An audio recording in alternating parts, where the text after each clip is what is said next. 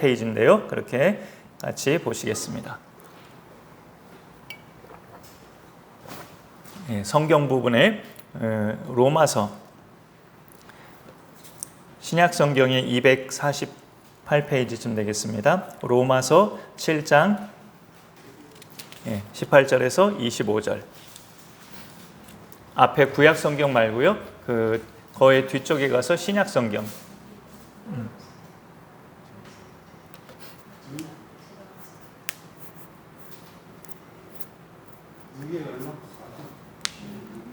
네, 페이지는 제 성경은 248페이지.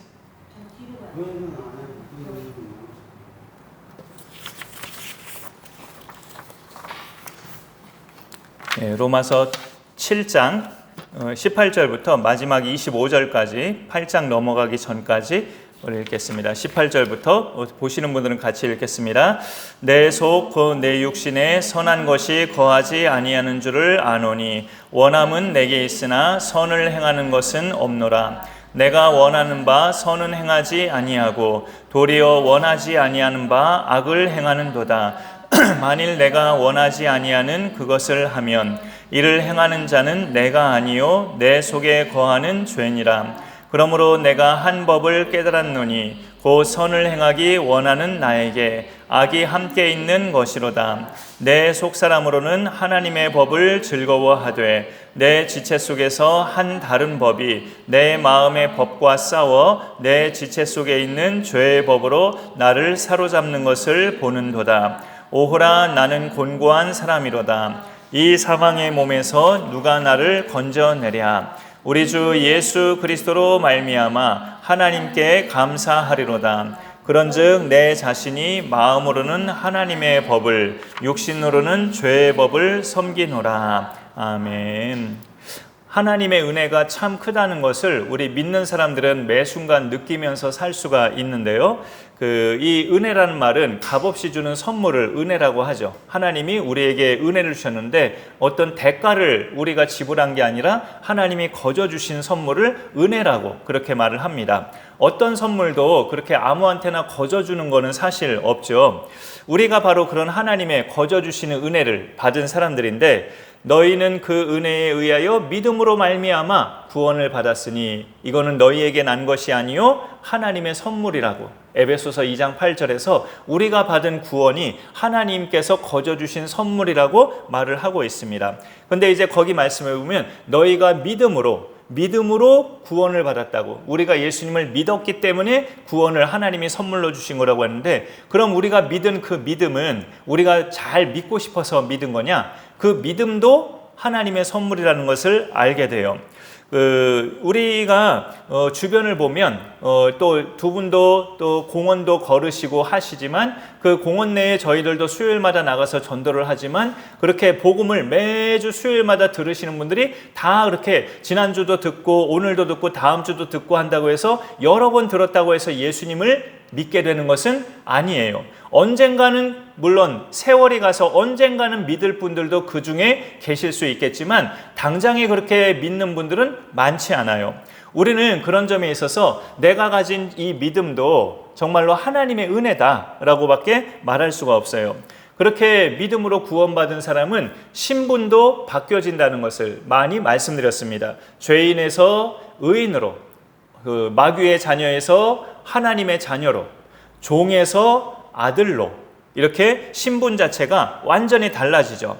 참 아들 되시는 예수 그리스도를 믿는 사람은 이렇게 신분도 완전히 달라지게 되는 것을 성경은 말씀하고 있어요. 그런데 하나님의 은혜로 생겨진 이 믿음은 내 속에 믿음이 생겨진 후부터 이제 내 믿음이어야 합니다. 내 믿음이죠. 내가 지켜야 하는 또 내 믿음이에요. 여러분, 나에게 있는 믿음은 내 믿음이지 배우자의 믿음도 아니고 부모의 믿음이나 자식의 믿음도 아니에요. 부모의 믿음은 부모의 믿음이고 자식의 믿음은 자식의 믿음입니다. 각자 자기가 자기 믿음을 지켜나가는 거예요. 물론 믿음을 지켜나가는 것도 성령님이 우리가 죽는 날까지 잘 지켜나갈 수 있도록 도우시지만 믿음을 갖고 있는 사람이 믿음으로 살아가는 실천이 있어야 돼요. 사실 이게 이제 우리가 어찌 보면 하나님 안에서 몸부림하는 부분이죠. 내가 이제 예수님을 믿는다. 그럼 내 속에 믿음이 있어요. 믿음을 갖고 있다면 믿음을 가진 사람은 믿음을 가진 사람답게 살아가는 실천이 있어야 된다고요.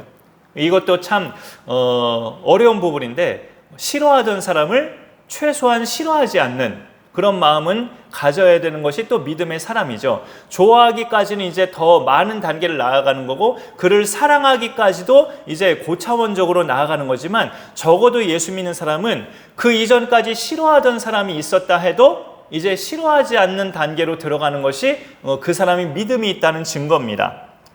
그리고 세상 논리로보다 성경 말씀을 따라서 살아가고 잠깐 누리는 세상의 것보다 영원한 것을 소망하면서 살아가고 나와 관계된 사람들을 섬기고 사랑하고 죄의 유혹이 올 때마다 예수님의 이름으로 물리치고 하나님께 기도하고 믿음을 가진 사람은 이렇게 믿음으로 내가 내 속에 믿음이 있다는 증거를 자꾸 보여주는 그런 몸부림이 필요합니다.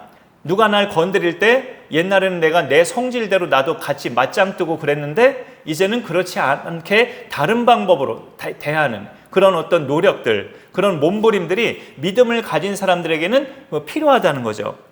그래서 이게 그 바울의 오늘 로마서 7장의 그의 솔직한 고백은 이 바울이야말로 정말 믿음으로 살고자 몸부림하고 있는 사람이다라는 것을 잘 증명해 주고 있는데요. 믿음으로 살려고 몸부림하면 할수록 나 자신 속에 철저하게 이중적인 모습이 있다는 것을 발견하게 돼요. 이거는 몸부림하지 않는 사람들은 잘 모르는데 믿음으로 살려고 성경 말씀대로 살려고 몸부림하는 사람은 느낄 수 있어요. 내 속에 철저하게 두 가지 모습이 있구나. 바울이 그거를 고백하면서 탄식하고 있는 거죠. 하나님이 원하시는 대로 살고자 하는 모습과 내가 지금까지 살아온 대로 살고자 하는 모습과 이 두 가지가 늘 공존하고 있다는 거죠. 오늘 말씀에서는 그걸 이렇게도 표현해요. 선을 행하는 것과 악을 행하는 것, 선을 행하기 원하는 것과 악을 행하기 원하는 것이 내 속에 같이 있다고. 오늘 말씀 19절에 보면 내가 원하는 바 선은 행하지 아니하고 도리어 원하지 아니하는 바 악을 행하는도다. 우리 21절에도 그러므로 내가 한 법을 깨달았노니 곧 선을 행하기 원하는 나에게 악이 함께 있는 것이로다. 선과 악이 예수 믿는 사람들에게는 공존해요. 예수님을 믿기 전에는 딱히 우리 속에 그런 갈등이 없었어요. 모태신앙인 사람들은 그것도 애매하지만 예수 믿기 전이 언제지 내가? 이게 애매할 수 있지만 하나님과 끊어진 상태니까 믿지 않을 때는 하나님과 끊어진 상태니까 그 삶 자체가 예수님을 안 믿는 삶 자체가 그 어찌 보면 그 악한 쪽에 속한 삶이기 때문에 선과 악이 그 사람 속에 뚜렷하게 공존하지 않고 선과 악이 갈등할 일도 별로 없죠. 그러다가 예수님 믿으면 하나님과 관계가 회복돼서 이제 하나님을 닮아가는 삶을 살게 되는데 하나님은 선하시죠. 그 하나님의 선한 성품이 예수 믿는 자들에게는 심어져요. 그러면서도 원래 내가 가지고 태어났던 죄악의 성품도 여전히 남아있기 때문에 찌끄레기라도 여전히 죄악의 성품도 같이 남아있기 때문에 내 속에 있는 하나님의 성품과 죄악의 성품이 늘 매일같이 갈등하면서 어떤 날은 하나님의 성품이 이기고 어떤 날은 죄된 성품이 이기고 그렇게 이쪽이 이겼다가 이쪽이 이겼다가 그렇게 늘 반복하면서 살아갈 수 있어요. 그런데 문제는 하나님의 성품이 이긴 날은 내가 믿음의 승리자가 됐다는 뜻이고요. 나의 죄된 성품이 이긴 순간은 어찌 보면 내가 믿음으로 살지 못했다는 증거가 되죠. 내가 말씀대로 살지 못했다는 증거예요. 그거를 오늘 말씀에서는 이렇게 표현하고 있어요. 20절에 보면 만일 내가 원하지 아니하는 그것을 하면 이를 행하는 자는 내가 아니요 내 속에 거하는 죄니라. 우리가 믿는 자로서 선을 행하지 않았다, 하나님의 뜻을 행하지 않았다면 그건 이 말씀을 볼 때 꼭 그렇게 느껴져요. 그거는 내 탓이 아니고 내 속에 있는 죄 때문이야. 내 속에 있는 죄가 나를 꼬드겨서 내가 그렇게 실수한 거지 나 자신이 잘못한 게 아니야. 이렇게 죄 책임이지 내 책임이 아니라고. 그렇게 자기 책임을 죄에게 전가하는 느낌이 들어요. 이 20절 말씀을 보면. 그러나 이 당시 예수님을 믿은 바울이나 오늘날 예수님을 믿고 있는 우리나 이렇게 믿는 사람들은 이런 고백도 틀린 건 아니구나라는 걸 느껴요. 내가 넘어졌다, 내가 오늘 말씀대로 살지 못했다, 내가 오늘 마귀의 수하에서 정말 지고 말았다, 그 원인은 내가 아니고 내 속에 거하는 죄다, 이렇게 말하는 게 죄한테 핑계를 대는 게 아니고 어느 정도 맞는 말이라는 걸 느낄 수가 있어요. 왜냐하면 기본적으로 예수님 믿는 사람은 하나님 뜻대로 살기를 원하는 마음이 있거든요. 그 원하는 마음이, 그게 그 사람의 이제 본심일 수 있어요. 19절 처음에 보시면 내가 원하는 바, 자기가 뭘 원한다는 거예요? 선을 행하는 것. 선을 행하는 걸 바울은 원한다는 거죠. 그게 이제 예수 믿는 사람에게는 본심이에요. 예수님이 들어오셨으니까 이제 나는 하나님이 기뻐하시는 선을 행하면서 살리라. 그게 이제 본심이고, 21절에도 그러므로 내가 한 법을 깨달았노니 선을 행하기 원하는 나에게. 이 선을 행하기 원하는 나는 누굽니까? 예수 믿는 나. 예수 믿는 나는 이제 나쁜 짓 하기를 원하는 게 아니고, 누구 괴롭히는 게 원하는 게 아니고, 좋은 일, 선한 일 하기를 원한다는 거죠. 예수님이 계시기 때문에. 그러니까 예수 믿는 사람의 이제 본심은 선을 행하기 원하는 마음이에요. 선을 행하기 원하는 마음. 그렇기 때문에 그런 선을 행하기 원하는 사람이 죄를 지었다, 그거는 내가 아니고 내 속에 거하는 죄 때문이다 라고 하는 말도 어느 정도 맞는 말이죠. 죄한테 책임을 전가하는 게 아니고 예수 믿는 사람의 본심은 선을 행하기 원하는 건데, 내가 오늘 죄를 짓고 말았네? 그거는 죄 때문이다. 그 말도 틀린 말이 아니라는 거죠. 죄한테 책임을 전가하는 게 아니고, 믿는 자들의 본심은 이제 선을 행하고 싶어 해요. 하나님 말씀대로 살고 싶어 한다고요. 그런데 그렇게 못 사는 경우가 현실적으로는 또 많이 있죠. 믿음의 사람은 이제 거듭났다고 하잖아요. 예수 그리스도가 그 사람 마음에 들어가셔서 그 사람 자체가 새 사람이 되고, 그가 원하는 것은 이제 악한 짓이 아니라 하나님의 뜻, 선을 행하는 것을 원하면서 그렇게 살고자 시작하는 거예요. 불쌍한 사람이 보이면 도와주고 싶고, 예수님 몰라서 인생을 방황하고 있는 사람을 보면 예수님을 전해주고 싶고, 누가 날 건드려도 옛날엔 같이 성질 냈는데 지금은 이제 내가 믿는 예수님을 소개하면서 그 사람을 좀 다독이고 싶고, 그런 마음이 예수 믿는 사람들 속에는 이제 심어진단 말이에요. 예수님을 믿으면 그 마음에 그렇게 살고자 하는 소원도 같이 생깁니다. 믿음 따라서. 그래서 22절에 보면은 내 속사람으로는 하나님의 법을 즐거워한다고 이렇게 말하고 있죠. 나의 속사람은 불법을 좋아하지 않는다. 나는 하나님의 법이 좋아. 성경 말씀이 좋아. 비록 읽을 때마다 졸립고 읽을 때마다 지루함도 있고 하긴 하지만, 그래도 나의 속사람은 성경 말씀이 좋아. 나는 이제 불법 행하는 게 싫어. 이렇게 살아갈 수 있다는 거죠. 그런데 23절로 넘어가 보니까 내 지체 속에서 한 다른 법이 내 마음의 법과 싸워 내 지체 속에 있는 죄의 법으로 나를 사로잡는 것을 보는도다. 한 사람 마음속에 뭐 이런 법 저런 법 복잡한 법이 많나 우리가 느껴지는데요. 내 지체 속에 한 다른 법은 죄의 법이에요. 죄의 법. 그리고 내 마음의 법은 하나님의 법입니다. 내 속에서 죄의 법과 하나님의 법이 늘 갈등하면서 그렇게 싸운다는 거죠. 예수님을 영접하고 교회 다니면서 하나님 말씀을 계속 듣고 배우다 보면 이제 어떻게 내가 살면 하나님이 기뻐하실까를 어느 정도 알게 되죠. 우리 또 두 분도 교회 수요예배 들으신 지 몇 달 되셨는데 계속 이렇게 예배를 들으시면서 하나님 말씀을 또 들으시다 보면 내가 어떻게 살 때 하나님이라는 분이 기뻐하실까를 어느 정도 아시게 돼요. 내가 뭘 할 때 하나님이 기뻐하시고 하나님의 선한 일을 하는 걸까 대략 알게 돼요. 그런데 기가 막힌 것은 그렇게 알면서도 우리는 때로 그렇게 살고 싶어 하지 않을 때가 있다는 거죠. 어떻게 내가 행동을 해야 하나님이 기뻐하신다는 것을 알아요. 아는데 그렇게 살고 싶지가 않아. 이게 인간의 또 마음이에요. 웃기는 마음이죠. 도리어 하나님도 나도 원하지 않는 악을 즐겨 행하고 싶을 때가 많다는 거죠. 순간순간. 그래서 24절에 보면 오호라 나는 곤고한 사람이로다. 이 사망의 몸에서 누가 나를 건져내라. 오호라는 하면서 탄식하는 거예요. 나는 도대체 구제불능인가? 이렇게 예수 믿어도 악을 행하기를 더 좋아하고 어떤 때는 말씀을 따라 살면서 멋지게 하나님의 자녀로 살아가는 것 같은데 또 많은 날들 동안에는 내가 선을 행하기를 마음은 원하지만 실제로는 하고 싶지 않고 실제로는 막 그냥 한바탕 하고 싶고 그런 마음이 나에게 막 용솟음 칠 때 정말 나는 구제불능인가 오호라 하면서 이렇게 탄식하는 모습을 보게 되는 거죠. 이 로마서 7장은 하나님이 이스라엘 백성, 자기 백성에게 지키라고 주신 너희는 이걸 지켜야 나의 구별된 백성이다 라고 주셨던 율법, 그 율법과 죄의 관계를 설명하는 말씀이에요. 우리는 그 율법 중에 대표적인 10계명을 비롯해서 하나님의 법을 지키면서 살아야 된다는 것을 알죠. 알면서도 온전히 지키지 못하고 지키려고 하면 할수록 더 못 지키면서 더 죄와 친숙해지는 그런 나락으로 떨어지기도 해요. 7장의 마지막 절은 시원한 결론이 나는 느낌은 아니에요. 그렇지만 우리한테 그 두 사실을 인정하라고, 두 가지가 공존하는 사실을 인정하라고 당부하는 말씀이기도 합니다. 25절 하반절에 보면 그런즉 내 자신이 마음으로는 하나님의 법을 육신으로는 죄의 법을 섬기노라.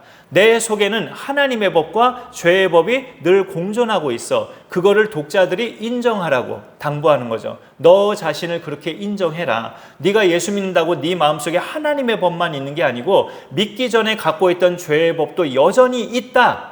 이걸 인정하라는 거죠. 그걸 인정하는 사람이 일단 겸손으로 하나님 앞에서 출발할 수 있으니까. 그걸 그렇게 인정하면서 비유를 하자면 이게 적절한 비유가 아닐 수도 있겠는데요. 나이를 꽤 먹고 어른이 된 지금, 저도 이렇게 또 두 분이 안 계시면 자리에서는 어른이라고도 할 수 있지만 어른이 된 지금의 나 자신의 모습을 보면 아주 어렸을 때 철없을 때보다는 그래도 많이 성숙해져 있고 그래도 많이 인격도 자란 그런 사람이 아니겠는가, 이렇게 스스로 나 자신을 괜히 또 멋지게 생각하기도 하다가도 누가 날 건드리거나 열받게 하면은 오히려 젊을 때는 내가 잘못했나? 왜 화내지? 그냥 그러고 말았는데 지금은 이제 나이 값을 한다고 감히 나한테 함부로 날 막대해? 날 건드려?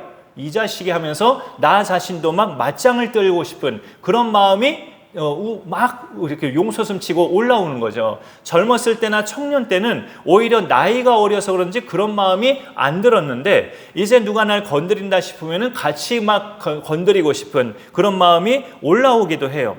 그런 내 모습을 발견하면 야, 내가 나이를 거꾸로 먹나 하는 실망감도 나 자신한테 생길 때가 있죠. 우리가 예수님 믿고 하나님의 자녀가 됐지만 우리의 육신은 아직도 죄의 법을 따르기를 훨씬 좋아해요. 예수 믿고 나서 나쁜 습관은 끊었다고 생각했는데 가끔은 그렇게 살던 시절이 그리워지면서 어쩌다 유혹이 올 때 여지없이 그 길로 되돌아가기도 하고, 하나님께 나와서 지금 이렇게 예배드리고 계시지만 이렇게 예배드리는 것보다 이 시간에 그냥 내가 하고 싶은 대로 어디 차라리 놀러 가는 게 좋겠다 해서 내 마음대로 하기도 하고, 그럴 때 기분이 더 좋고, 우리의 육신은 여전히 죄의 법을 더 좋아하기도 합니다. 그 성향이. 그러면서도 또 동시에 흥미로운 것은 우리는 예수 믿는 사람이기 때문에 마음으로는 하나님의 법을 따르기를 좋아해요. 또 예배 시간이 되면 이렇게 예배드리러 오시고, 화내는 것보다 참아보고, 내가 손해보지 않으려고 남에게 거짓말을 했을 때 예수 믿기 전에는 양심의 가책이라는 것도 없는데 내가 손해 안 보려면 어쩔 수 없지 뭐 하고 양심의 가책이 별로 없었는데 거짓말을 하면 지금은 마음이 막 불편해지고 다음에는 내가 이런 거짓말 하지 말아야겠다, 이거 나쁜 짓이지 하면서 깨달아지고, 내 속에 하나님의 법이 같이 있다는 거예요. 실천을 제대로 못해도 그게 불편하고 나쁜 짓 했을 때 뭔가 마음이 괴롭고 하다면 하나님의 법이 내 안에 들어와 있다는 거예요. 예수님이 내 안에 계시기 때문에 마음으로는 하나님의 법을 따르고 싶어 해요, 우리가. 그러면 우리 믿는 사람들은 그럼 죽는 날까지 이렇게 이중성을 가지고 계속 살아가야 되는가, 늘 갈등하면서 마음으로는 하나님의 법을 따르고 육신으로는 죄의 법을 따르고, 그렇게 따르는 거야? 성경 말씀이? 그렇게 그냥 따라서 살면 되는 거야? 하는 식으로 그렇게 가야 되는가? 근데 이 마음으로는 함정이, 마음은 행동으로 안 나타나는 것일 수도 있거든요. 많이. 마음은 마음일 뿐이지 행동으로 표출이 안 되는 경우가 많죠. 마음은. 그러나 이 육신은 증거가 그 행동으로 나타나는 거죠. 이 육신은 몸이기 때문에 육신으로 뭘 한다는 것은 남들에게 행동으로 보여지는 거예요. 그러면 우리가 마음으로만 예수님을 믿고 행동으로는 세상 사람들과 똑같이 산다면 그거는 예수 믿는 거라고 볼 수가 없죠. 그래서 바울은 오호라 나는 곤고한 사람이로다 하면서 탄식할 때 그 말씀의 결론은 다시금 우리가 이미 믿고 있을지라도 다시금 예수 그리스도가 해답이다라고 알려주는 거예요. 그게 어디냐? 25절 상반절에 우리 주 예수 그리스도로 말미암아 하나님께 감사하리로다. 예수 그리스도가 해답이라는 거죠. 아직 구원받지 못한 사람도 구원받으려면 예수 그리스도가 해답이지만 이미 구원받아서 믿음으로 살고 있는 사람도 믿음으로 살다가 죄악되게 살다가 믿음으로 살다가 죄악되게 살다가 반복하는 그 갈등 속에 그렇게 믿는 사람들은 뭐가 해답이냐? 그 사람에게도 예수 그리스도가 해답이라는 거죠. 그 사람에게도, 불신자에게도 예수 그리스도가 해답이고, 바로 예수 그리스도, 우리 인간이 못 지키는 그 율법들, 십계명을 비롯한 그 율법을 십자가에 달려 죽으심으로 다 지키신 예수 그리스도만이 우리를 절망과 탄식과 좌절에서 벗어나게 할 수 있는 분이에요. 이따가 설교 마치면 부를 찬송인데 샘물과 같은 보혈은이란 찬송가가 있어요. 그 시를 쓴 사람이 윌리엄 카우퍼라는 영국의 시인이래요. 이 사람은 할아버지가, 요즘에는 총리라고 하죠. 옛날에는 수상이라고 했는데 영국의 첫 수상이 자기 할아버지였고 자기 아버지는 궁정 목회자였대요. 이 윌리엄 카우퍼는 귀족 가문에서 태어나서 법학을 전공하고 엘리트 변호사가 됐는데 어머니를 일찍 여인 탓에 우울증을 심하게 겪고 수차례 자살 시도도 하면서 정신병원까지 입원한 그런 지난날의 시간들이 있었어요. 그렇게 살고 있는 자기를 보면서 내 할아버지는 나라의 수상이었고 아버지는 궁정 목회자였는데 나는 이렇게 자살까지 시도하고 정신병원에까지 입원하고 이런 나 자신은 하나님께 구원받지 못했을 거야. 나는 구원받은 사람이 아닐 거야 하고 절망에 빠져 있었는데 로마서를 읽다가, 신약성경의 로마서를 읽다가 하나님의 은혜를 발견하고 회심하는 역사가 이 윌리엄 카우퍼에게 일어나요. 그래서 로마서를 통해 구제불능인 인생에 해답을 주시는 분이 누구냐? 바로 예수 그리스도. 예수 그리스도를 만나면서 자기 영혼의 문제가 해결된 후부터 이 사람은 하나님의 은혜를 시로 표현하는 사람이 됩니다. 그 시 중에 하나가 찬송가 258장의 샘물과 같은 보혈은 임마누엘 피로다 라는 그 시예요. 우리 주 예수 그리스도로 말미암아 하나님께 감사하노라. 이 고백의 의미가 뭘까요? 예수님을 구주로 믿는 사람은 하나님의 법도 섬기고 죄의 법도 섬기면서 갈등하고 번민하고 고통을 겪으면서 살아가지만 결국 그 상태에서 벗어나게 하실 분도 예수님이심을, 그 해답도 예수님밖에 없음을 인정합니다. 그 예수님이 이미 내 죄와 사망의 문제를 십자가에서 해결하셨기 때문에 내 이중성, 하나님의 법을 좋아하고 죄의 법을 좋아하는 이 이중성 때문에 갈등하고 고통을 받더라도 이미 나한테 새 생명, 영생을 선물로 주신 예수님으로 인해서 우리는 결국 승리자가 된다는 거죠. 오늘도 우리는 이따가 죄의 법을 따를지도 몰라요. 그러나 하나님의 법을 또 따를 수 있다는 믿음을 가져야 됩니다. 그 믿음 따라 우리는 하나님의 법 쪽으로 더 가까이 가야 되는데 성령께서 도와주시고 이미 내 죄 문제를 해결해 주신 예수 그리스도가 그렇게 승리자로 우리를 서게 하실 줄 믿습니다. 그 믿음으로 갈등 속에서도 계속 하나님을 생각하고 예수님을 생각하고 믿음 따라 승리할 수 있기를 간절히 소망합니다. 제가 기도하겠습니다. 하나님 감사합니다. 오늘도 이렇게 함께 하신 분들과 또 예배를 드리며 하나님 앞에 나아가게 하시니 감사드립니다. 우리 그리스도인의 이중성, 하나님의 뜻을 조차 섬기는 것도 기뻐하고 원래 갖고 있던 죄악을 따라 사는 것도 즐거워하는 그런 이중성이 우리가 이 땅에 사는 동안에 계속 된다는 것을 또 깨닫게 됩니다. 이 사실을 우리가 인정하고 내 자신의 연약함을 인정하고 나를 구원하신 예수 그리스도께 더욱더 붙어 있으며 성령의 인도를 따라 매일 매 순간의 삶을 승리하는 쪽으로 잘 나아가는 우리 모두가 되게 하여 주옵소서. 오늘도 함께 하신 전도사님과 사모와 또 우리 홍경태 아버님과 홍명광 아드님 주님께서 기억하여 주시고 우리 예배자들을 통해서 하나님이 영광 받으시며 이곳에서 예배하시는 모든 예배자들이 이 세상에서 또 살아가시는 순간에도 가정에서 일터에서 보내시는 그 순간순간에도 하나님과 동행하시며 승리하는 믿음의 삶을 살게 하여 주옵소서. 예수님의 이름으로 기도합니다. 아멘. 우리 찬송가 258장 샘물과 같은 보혈은 같이 부르겠습니다.